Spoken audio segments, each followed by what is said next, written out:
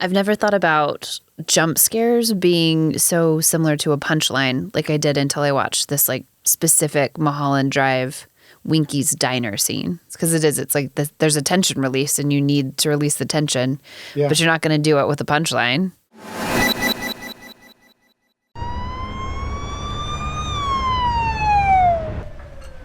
I just wanted to come here.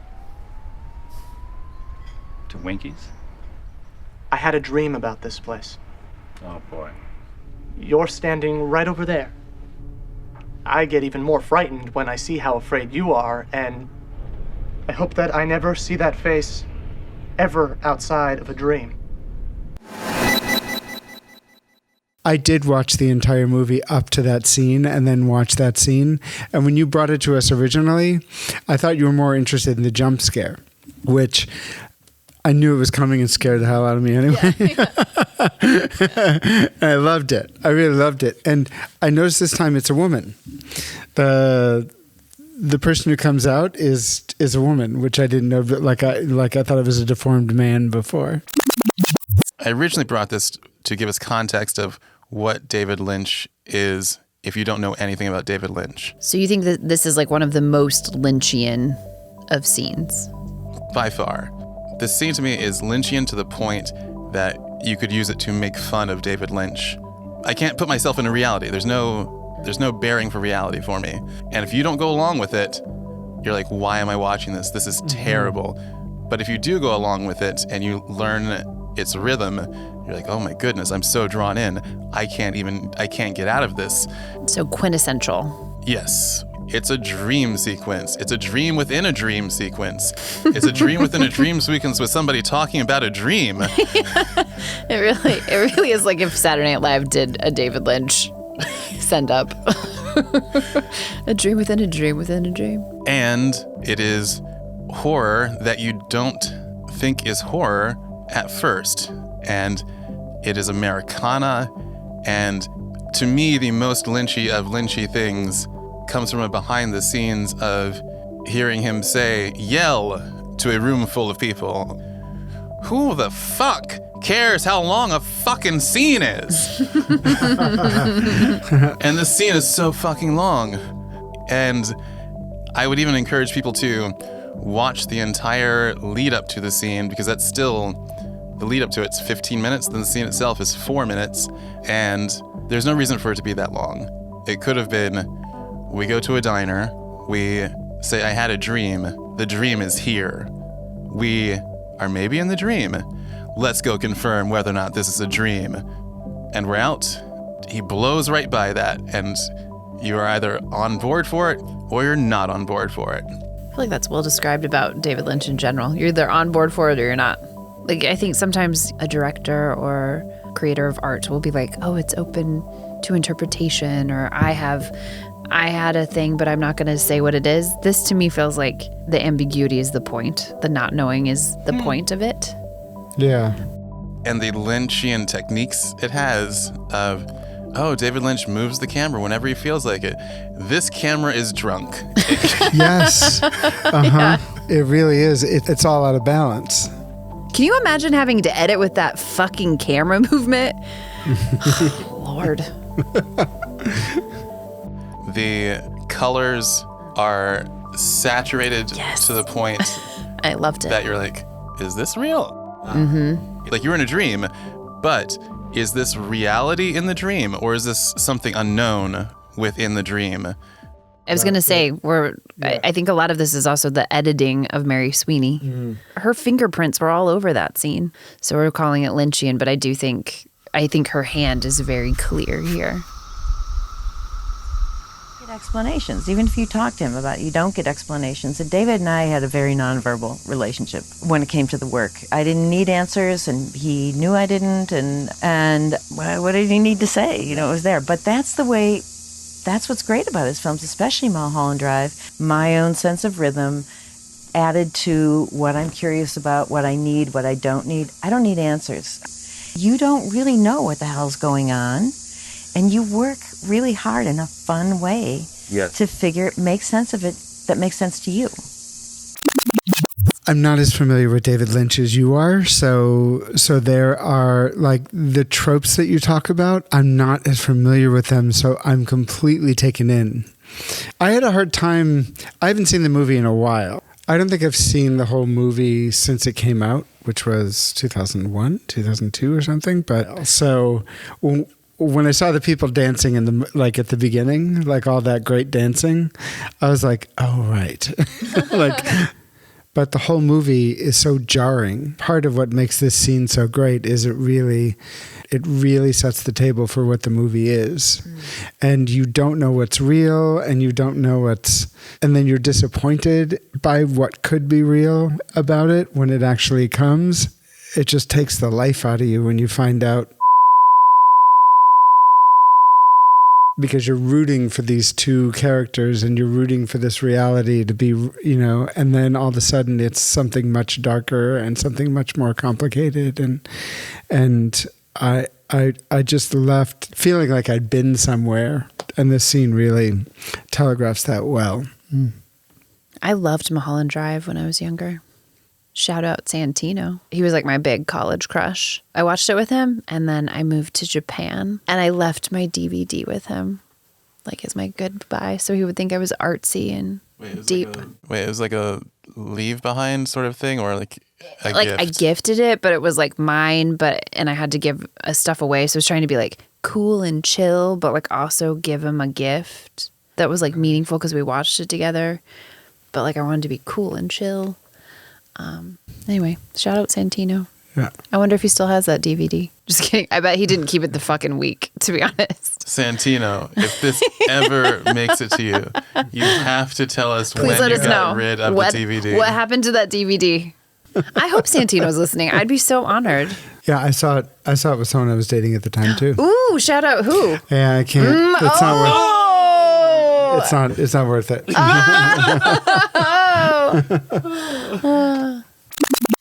So the scene setting up is there's two guys talking. You don't know who they are. One is talking about a really bad dream he had that the other guy is in. And at one point he says, so Dan, who's the weird looking guy played by Patrick Fisher, he says, of all people, you're standing right over there. And then the camera moves over to the register at the counter. And he goes, by the counter. And then he says, in the dream, I'm scared. And then they're talking about the dream a little bit more, and the guy that he's talking to, who's Herb, says, okay, let's go check this out.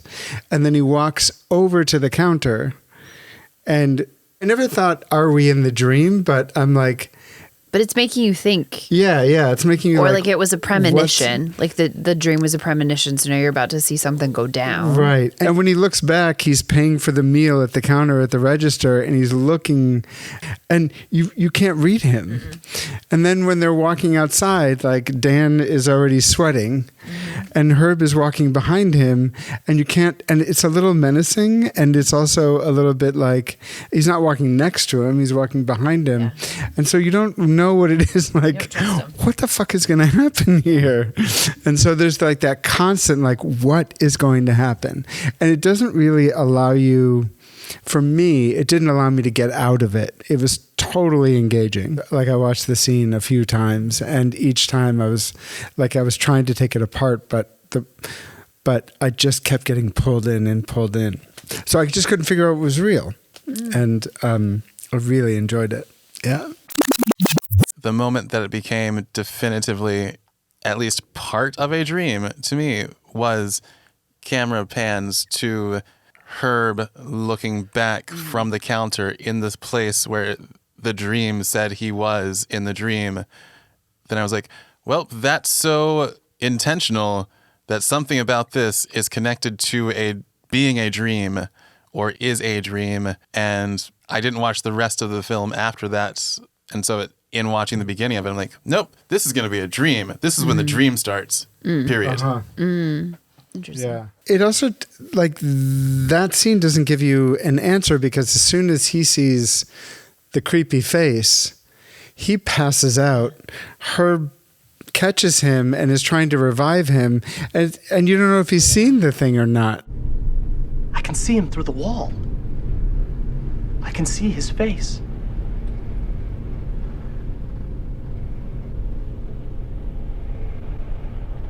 I hope that I never see that face ever outside of a dream. To me, it felt like a really unsettling depiction of mental illness. It's not reality, but it's also not a dream. And representative of like what that is, like how reality is shifting and you can't hold on to it. And the demon in the head that maybe they can see, maybe they can't. Do people believe you? Do they not? You're trying to explain something. I'm curious if you thought he died, if either of you thought he died at the end, or I think that detail is just something that I'm okay not knowing, but it really struck me. Wait, does the one guy see the jump scare creature or not? I think he dies, but I also think it's truly unclear and you have no idea and the whole thing is you don't know what's going on and what's real. Yeah. Who fucking knows? And I guess if they wanted us to know whether he died or not, he would, they would have made it a point of telling us. It. Yeah, yeah. Mm-hmm. Cole, what do you think? There were times in my life that I thought that the monster had the power to kill and that he did die, and that the fact that the other guy didn't die meant that the other guy didn't see the monster. I think I've actually thought that too. Same. And hearing you say, Jacqueline, that it represents or visualizes a psychotic break makes me think completely differently about the scene and the film as a whole, because that's one of the few times where I'm like, oh, that really does illustrate, oh no, if you're having a psychotic break, that's realer than real to you. Yeah. The second reason that I brought this is that despite the fact that it is one of the lynchiest Lynch scenes you could ever lynch, at its core, it is merely a diner scene.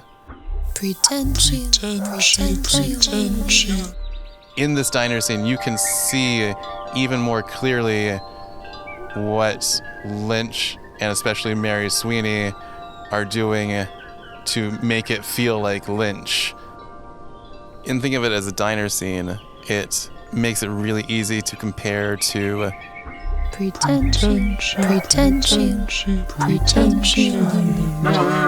love the pretension. When Harry Met Sally, or Reservoir Dogs, or Heat, Coffee and Cigarettes, or Training Day, In the Mood for Love, or Tell Me If This Is True, because I haven't actually seen it, but Muppets Takes Manhattan also has a diner scene. Yes, it does. Mm-hmm. I think what makes it slightly different, especially in Heat, I don't remember the camera in those movies and those scenes doing as much work as this one did. Like it isn't about two people talking. It's about, there's a little bit more happening. And When Harry Met Sally, it's about two people talking about whether women fake orgasms or whether women fake orgasms with Billy Crystal's character. In particular. Yeah, and so it's very much a dialogue-driven scene, except for that last button of the director's mother saying, I'll have what she's having. And in Heat, it's about the relationship between those two people. In the Muppets, I mean, the Muppets Take Manhattan takes place in a diner, so there's several scenes where they're in a booth, but if it's the one I think you're thinking of, it's very much plot driven. It's just like we're getting this information out. Are they going to realize that Kermit's in the next booth, and then what's going to happen when they do? And in this, you're just not quite sure what's happening. You know, like it's not like we're here, we're talking about a dream, then we're going to go out back and we're going to make sure that the dream isn't real, but it's not about that. It's different because you don't exactly know who these people are, and you don't quite know where you stand in relation to reality. And this scene isn't doing you it's not helping. You know what I mean? It's really not doing you any favors in that department. It's just like showing you like, this is where we are. So funny. I forget which one of you said it. Like either you're going to accept it and go along with it, or you're going to be like, I'm going to get some Twizzlers and sneaking into like Lost in Translation. Yeah. Or, you know, whatever is coming out at that point. Yeah. Yeah. And so my question for you, actually, I'm more curious about what you had to say than have a response to it. Does it take away from your enjoyment of it, or when you're taking it apart like that, what does that do for you? For Lynch in particular, it heightens my enjoyment because I can feel the thoughts behind it much better than if I'm just sitting in a theater saying, oh, what's the next scene? Right. Mm-hmm. Because what it sounds like you're saying as well is it could be this one thing that you're describing. It could be 2 minutes long or even a minute long. But the fact that it's not, and the fact that it's like a dream within reality, but then it's describing a dream, it's about a dream, but then you enjoy the experience of going along with that. Well, normally, if you're watching a David Lynch film and it's your first time through, you are just riding the wave, or you're like in the boat and you're there for the ride, and the boat's going to get rocky, or it's going to be really still, and you don't know why or how, and you're not prepared for it. But when we're taking it apart and looking at it, it's like, oh, in this film, I know that I'm in a yacht. Or in this film, I know that I am in a canoe. Mm-hmm. I know I have more context for what I'm experiencing than when I just sit down in a theater and say, oh, what was the newest David Lynch? Got it. Okay. I like that the only boats you knew were a canoe and a yacht. A yacht. I don't know about you, but I'm taking the yacht home. It's parked out in the marina. I think a raft would have worked really nicely in your metaphor, but I'm sure you've never been in one of those. I've been in a raft. I've shot in rafts. Oh, okay.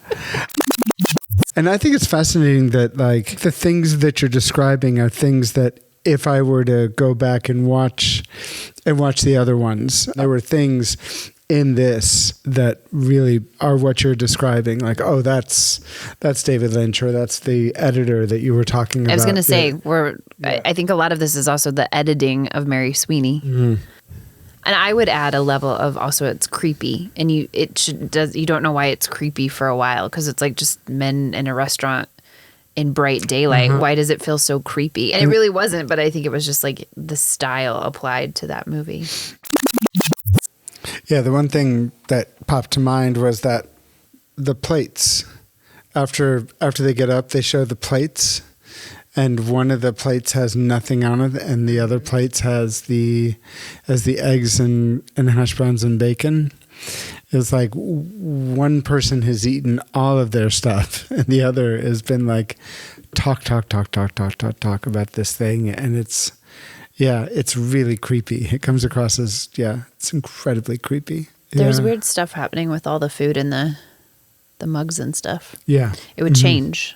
Like sometimes it was there, sometimes it wasn't there, sometimes there's food, really? sometimes I didn't notice that. Mm-hmm. That's great. Yeah, that's where it started to feel maybe dream for me. It was like things would kind of come and disappear, and like that shifting of reality. Mm-hmm. Like what would normally be a continuity gaffe is like, no, take that out now, and then we'll continue the shot, and now bring it back in. Like whatever, it's very effective.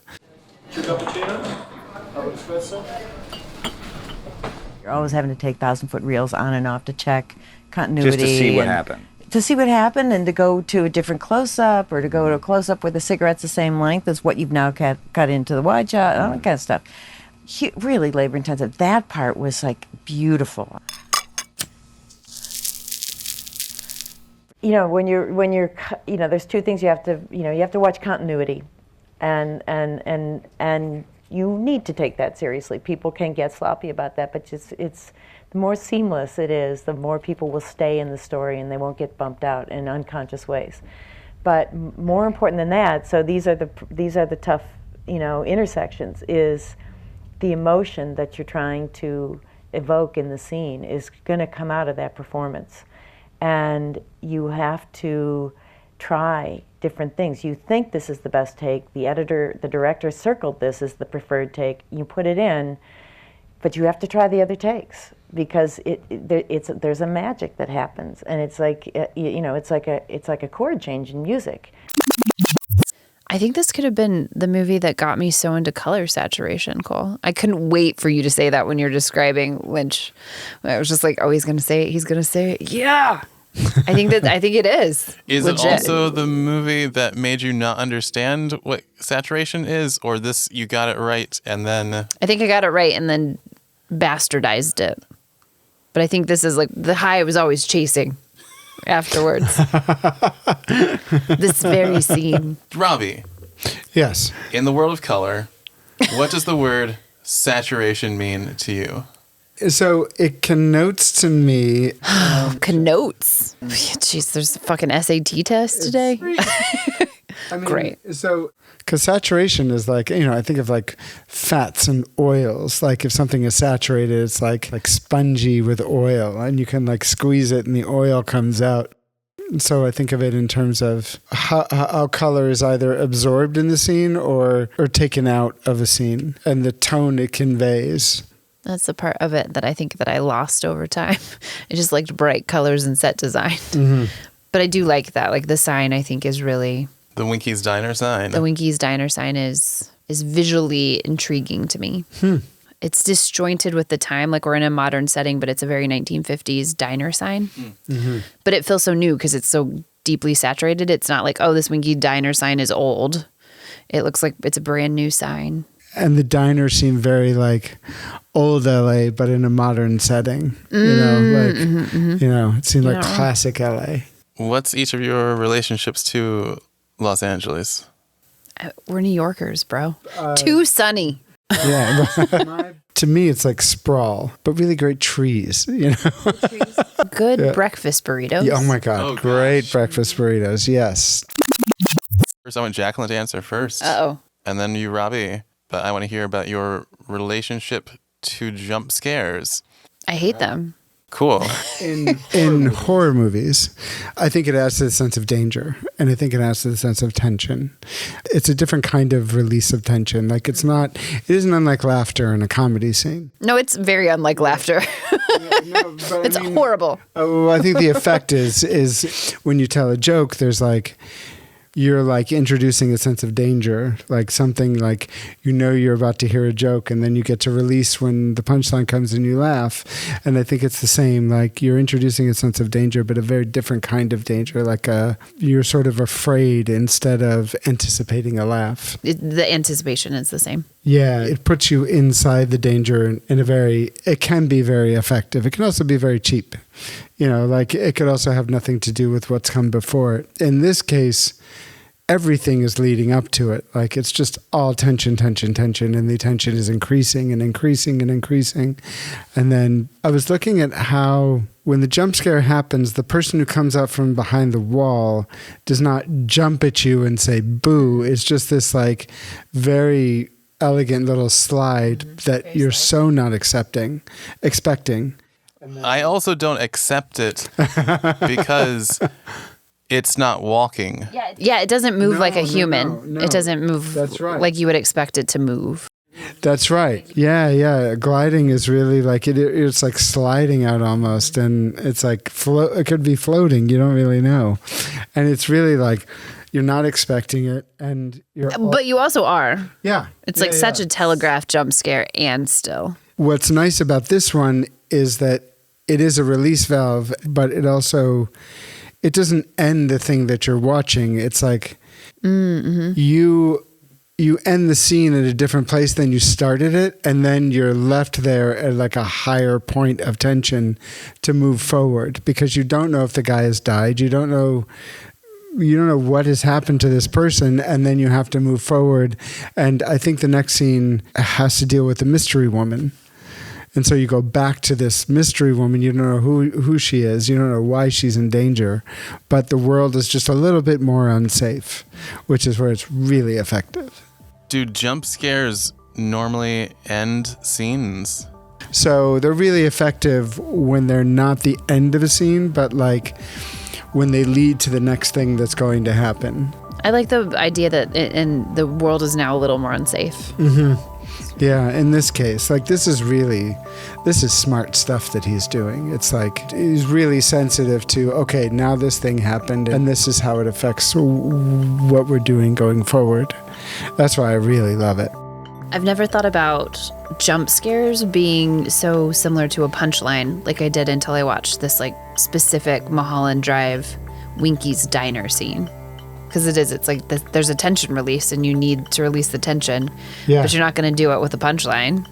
You're not going to do it with like a bow. It's not going to be like a love story. If you're a composer, I imagine, if you're trying to get a certain emotion, you know when you've got it. And when you're editing, it's the same thing. If it's like, the feeling. And David and I did, in emotional ways, understand certain feelings in the same way, and humor in the same way, and things like that. It was just, it's as simple as saying we had a similar sense of humor. Or, same things moved us. I mean, in the Straight Story, he would come in to watch scenes, and he would be sitting behind me crying.